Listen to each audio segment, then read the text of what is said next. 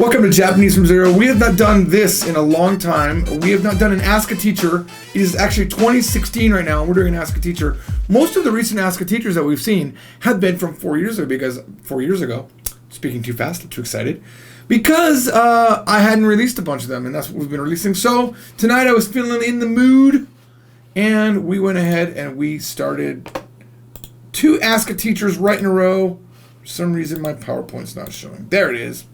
All right, so this is basically, I don't know what number we're on, but we're going to be answering your questions. And there's so many good ones, I had to do 2 of these in a row. So here we go. First question is from Ceramic Pizza, an old school member who was around when we were doing these in 2012 and made a magical appearance back into the Yes Japan chat room a few days ago, and now is back asking a question. She asks, are robots considered animate or not? And the reason why she's asking is because when we teach these 2 verbs here, iru, which means to be or to exist or to have, and aru, which means to be, to exist, to have. The only difference is that iru is for living things or animate things, and aru is for dead or non-living or inanimate objects, right? But there's sometimes a fine line, right? For example, this gets asked a lot, but if your hand is cut off, right? What is that? Then it's aru. A dead body, also aru. It's not alive anymore, okay? But what happens, a plant? A plant is also aru, because it's not moving even though it's alive. So there's some gray zones in there, right? But I called my wife on this one because I hadn't really thought about it. What about a robot, right? Well, let's talk about robots in a car factory, like automation robots. Those are definitely aru. Here's where it gets tricky. Pets. What if you have one of those Aibo dogs? Or a really realistic pet? You theoretically might say iru. Because a lot of people treat these pets as family, kazoku. Okay, I have a friend who lives in Niigata. Okay, old friend. Okay, she actually came to my wedding like 21 years ago. I met her before I met my wife, even. Okay, or around the same time. And I went to visit her in Niigata,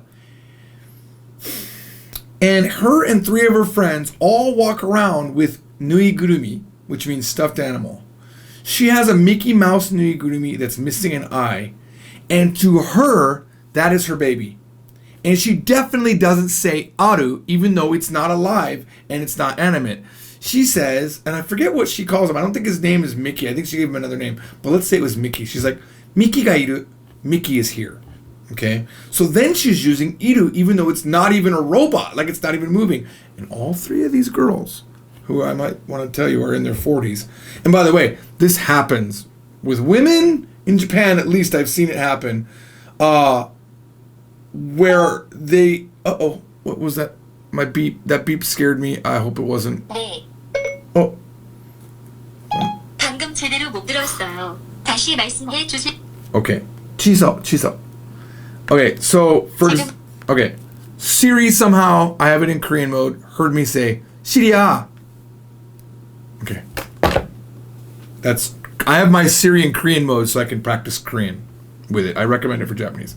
Anyway, there are women in Japan, and I'm not going to say it's just Japanese women, but they get old and they don't get married and they don't have kids, but they still have, like, I guess those hormones or that DNA that wants to have babies, and they either make they make their pets their babies, where they call them my child, uchinoko, like they'll say uchinoko, it's my kid, our kid, right? But really it's just their dog or their cat. I have a very good friend here who's American.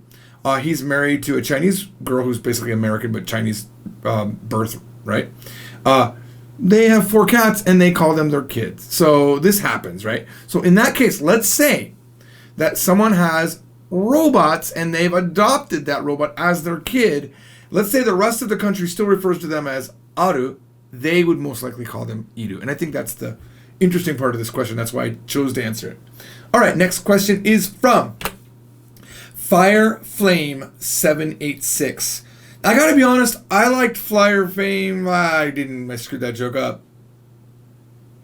I was gonna say Fireflame 785 was a better human being, but obviously that joke fell flat. Why you couldn't get Fireflame 781, I don't know. Hey George, I was wondering if you would recommend being an interpreter, as if it's just something you can do. Like, I think I'll be an interpreter. Yeah. No, I was gonna be a brain surgeon for a little bit, and then I thought, time to be an interpreter. And why or why not this is the case, and how fluent would I need to be good at interpreting? This is gonna sound really like I don't know, like I'm on a high horse. Like, I was an interpreter. I don't do it much anymore. I did it for a long time, and I'll tell you, it's amazing money. I did it just for like 4 months out of the year, and I could make $70K in a year easily. Okay, now I'm good. And I'm doing simultaneous interpreting, which means there's speaking happening, and I, with maybe a half sentence delay, talk the whole time. Okay, it's amazing money, roughly $12K easily in a month, depending on your billing rate. Okay, you can easily make $12,000, which is way more than some people making half of a year sometimes, right? Do I recommend doing it? Gosh, no. It's so stressful. It's so stressful. Number one, it's okay. I can give you a simulation. We can all simulate what it's like to be an interpreter. Turn on CNN right now, okay, and repeat everything they say with a half sentence delay. So, for example, hello, welcome. This is the evening news. You're like right around, hello, welcome. This. You're gonna be like, hello, welcome, this is the evening news, and then don't stop. Go for at least 20 minutes and repeat everything that they say in English. Now, get good enough in Japanese, okay, to say everything they're saying with a half sentence or so delay in Japanese, and don't screw it up. And when they stutter in their sentence, make sure you keep talking. And when they screw up, make sure you get the end of the sentence out. Okay? Stressful. And the type of interpreting work that I did, normally when you do big conventions, you're just walking around. That stuff's easy. That's like Joho Shushu is what they call that, just information gathering. That's not hard. Honestly, that's not that bad because it's one-on-one. They're like, oh, could you ask for a pamphlet? Oh, could you ask them what the specifications are for the weight limit of this item? That's not hard at all, right? You can get that stuff. Hard part is when you're not really interacting with anybody and you're just a robot interpreter. Okay, which is what I feel like a machine where you're just interpreting. That's stressful. The one that I did it, I've done Adobe and Intel. Those guys, they have big budgets and they have 2 interpreters on the job or 3 interpreters on the job. So I've got a mic, I'm in a booth, and I'm interpreting. And then right around the 20-minute mark, there's a guy next to me. He starts following the what the speaker is saying, and then he taps me out, and we switch the mic over to him, and it's like I'm done for like 20 minutes, and I go pfft.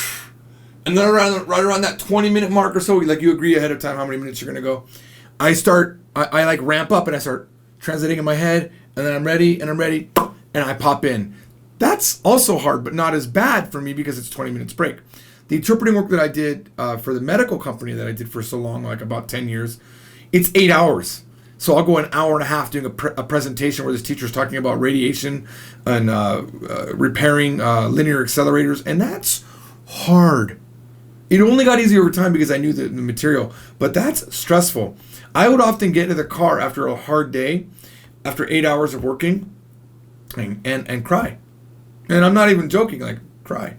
It'd be a sad song on the radio, and I couldn't turn any like talk radio on. If you turn talk radio on, I can't stop interpreting. My brain is in interpreting mode because for 8 hours, I was someone else's voice.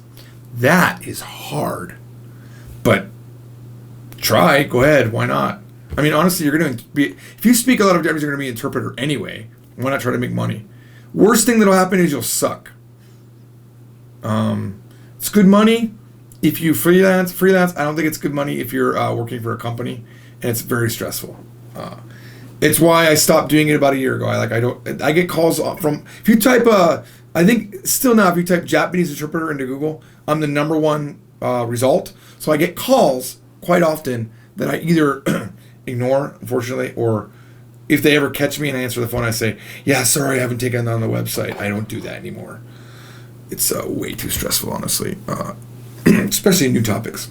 All right, next question is from Luabi.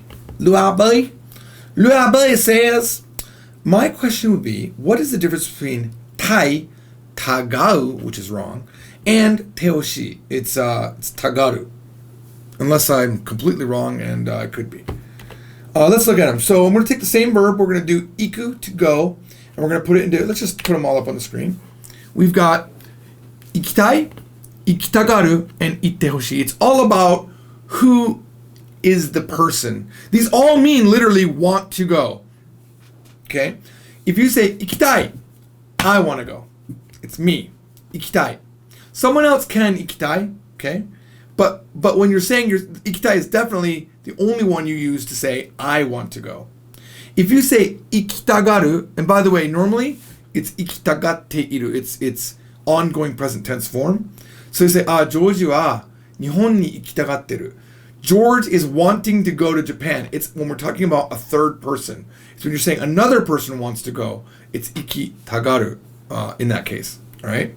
You could say theoretically with a third person, George wa ikitai desu, but they normally don't do that.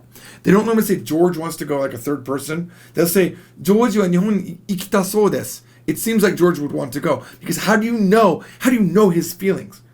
So in Japanese, they don't typically say my mother wants to or he wants to. Now, in books, because the author knows what's inside the head of the players in the book, he'll say, George wa ikitakatta. George wanted to go.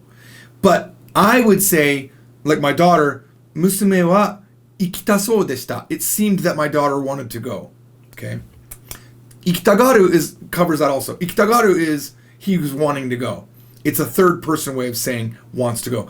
Itte hoshi means they want me to go. It's when someone else wants you to go, right? Or I want you to go. Itte hoshii desu. I want you to go. Or Georgie ga watashi ni itte hoshii desu. Georgie wants me to go. Ni itte hoshii is used there, okay?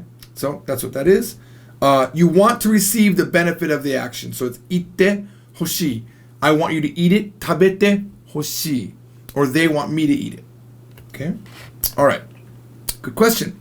Next one is from Pirate Panda. Can you briefly discuss Kansai dialect? Kansai is an area of Japan that's basically, in my mind, Osaka area and kind of spreading out from there, the western part of Japan. And it is a very distinctly different way of speaking Japanese, and it's very important. It's the next thing you should probably learn about Japan if you already know Tokyo dialect or what they call a Hyojungo, standard Japanese. Kansai area has a different way of speaking. I'll give you some examples. And it's important because a lot of comedians come out of Kansai area and all of the TV in the Kansai area will be speaking this style. But a lot of Kansai famous people will be on Tokyo TV and they'll be speaking this way. Running out of voice, sorry. And I'm out of Arizona tea. Let's look at some examples. So in Tokyo, you'll say, chigau. No, it's different. It's wrong. Chigau. Kansai area, they'll say, chao. Sonna chao. Right? Instead of, それは違います or それは違う, they'll say, chao. All right? If you meet someone and you haven't seen him in a while, in Tokyo, you might say, 最近どうですか? Hey, how have you been recently? How is it recently? 最近どうですか? But in Kansai, they're very business oriented, so they'll say, もっかりまっか? Which is, maska, turned into makka, okay? もっかりまっか means, hey, have you been making money? Just means, how have you been recently? And the answer I don't have up here is, ぼちぼちでんな. Yeah, it's going pretty good. Money's coming out pretty good. Okay? Tokyo, you might say, 行くんですか? Are you going? I know there was a comment on YouTube about this. I don't understand what the difference is between 行く, 行きますか, and 行くんですか? And everyone gives a different answer. I don't have an answer for you right now. Sorry. I have to really think about the actual... I talked about it in the exact video he was talking about, but my answer wasn't what he was expected, and that's where his frustration come from. But let's just say, 行くんですか? A little bit more emotional. That's my best quick answer. Instead of 行きますか? Which is very neutral sounding. 行くんですか? Are you going? A little bit more emotional. But in Kansai, they'll say, ikun. Ikun. Like, they don't do this in Tokyo at all. Ikun. In Tokyo, they might say, ikuno? Are you going? But, and that's what that is. Ikun desu ka is a slightly more polite version of ikuno desu ka, right? Ikuno desu ka is polite, more polite of ikuno. And ikun desu ka is like a kudaketa version of that. Like a kudaketa. Oh, what's that in English?